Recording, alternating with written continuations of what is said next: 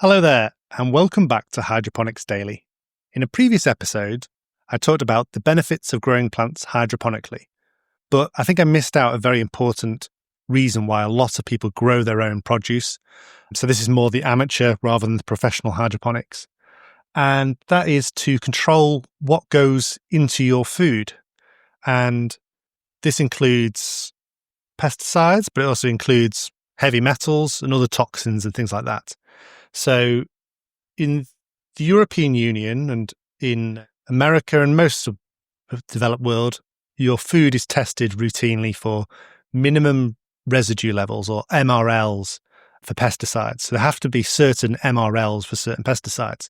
So pesticides can be used on crops, some can be used on organic crops, some can only be used on conventional crops, and they're grown, and normally there's authorizations around they can't be used certain number of days before harvest, a pre-harvest interval.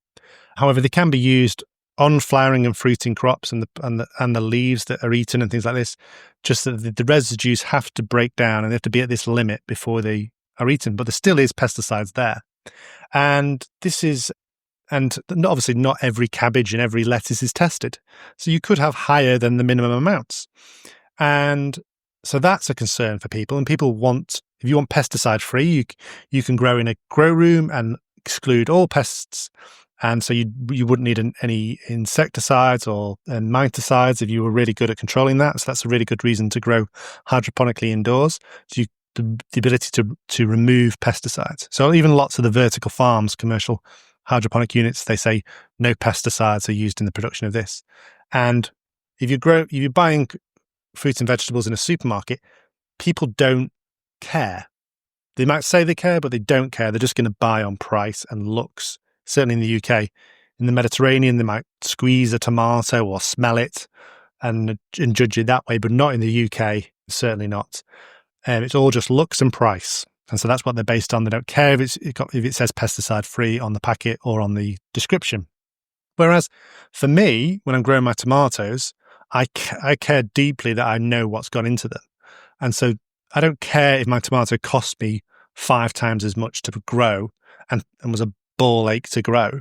The fact that I know that I've not sprayed any synthetic pesticides on them is a big deal for me. And it's more of an issue for, foods that you don't cook and expose to high temperatures, because they're definitely not going to be broken down in the cooking process. And if you've seen any of my YouTube videos and things like that, I'm passionate about the use of carcinogenic metals on crops. And I think this is a big problem.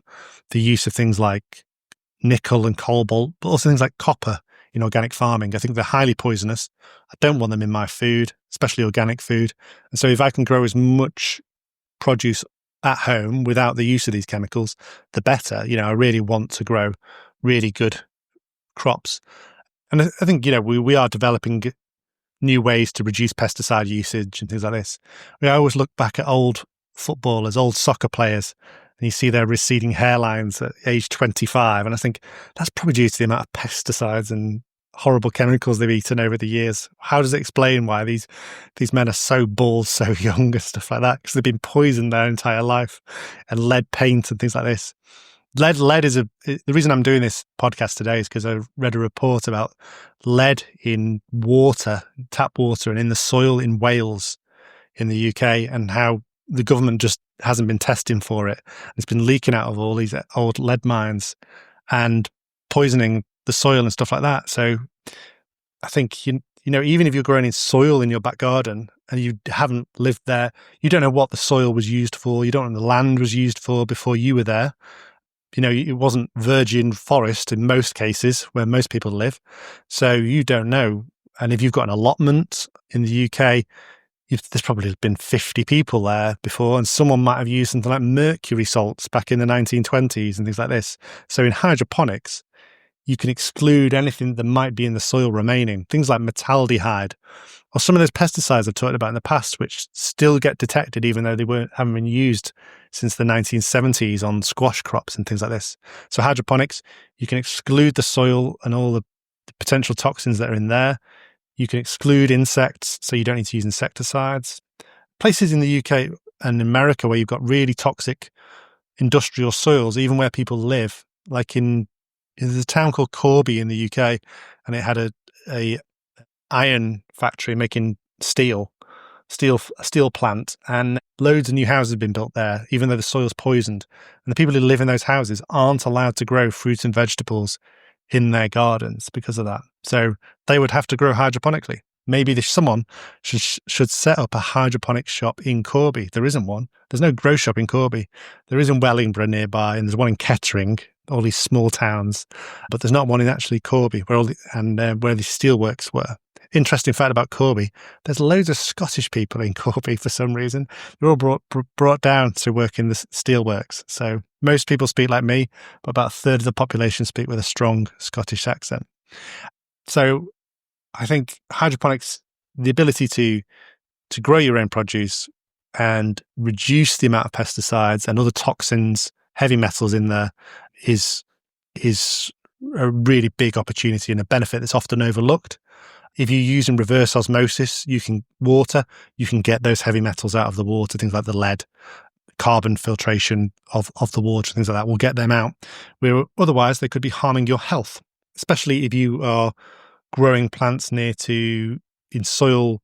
So you say your garden is next to a busy road.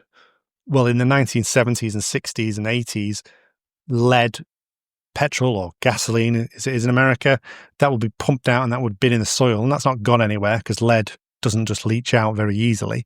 So you could have elevated lead levels if you live next to a very busy road. In London, there's a road, I think it's called the Inner Circular Road, and it's always full of traffic, and there are houses right up next to the road, and I think must be one of the worst places to live. And certainly I wouldn't eat any fruit or vegetables grown in the garden. Same if you lived on the underpass of an airport where they dump fuel. There's a small town called Glossop in Derbyshire in the UK here, and there all the traffic has to go through these tiny streets because there's big hills on either side of this town, and the houses are right up against it, and all the petrol fumes and diesel fumes build up in this town called Glossop. It's in between Sheffield and Manchester. Again, I wouldn't be eating many fruits or vegetables if I lived on the high street in Glossop. You'll know a town near you where the soil is probably highly polluted, and where if you were growing plants, you grow them hydroponically. For me, I'm lucky. I live in the middle of the countryside. My garden, before it was a garden, it was a sheep field, so there's probably not going to be pesticides on a sheep grassland. Before that, it was an old medieval abbey that was demolished, and so I don't think the monks were using any pesticides back then. Hopefully not. So I've got the beauty of hydroponics or soil growing, but I think the ability for hydroponics to produce good quality crops in polluted areas, or just where you're super concerned about pollutants, maybe certain types of crops and vegetables where it might be accumulating, then that might be one to look at. So don't always think, is it cheaper? It might always cheaper to buy it in the supermarket, or it's cheaper just to buy it from a mate Dave who grows it. Yes, it might be cheaper, but you can't control exactly what goes in it. Whereas if you grow it yourself, you can. That's been Hydroponics Daily for today. Thank you very much for listening. If you are listening on Spotify, please could you give the podcast a review? I don't think you can do written reviews. It's just clicking 5 stars. I would give it a 4-star. Don't do a 3-star. Please give it a 5-star. And that will really help. And it boosts us up the charts, and it boosts us up the ability for people to find and search this podcast. So you'll help other people, other hydroponic growers, find it by giving that review. So that would be really helpful. Until tomorrow, thank you very much. Goodbye.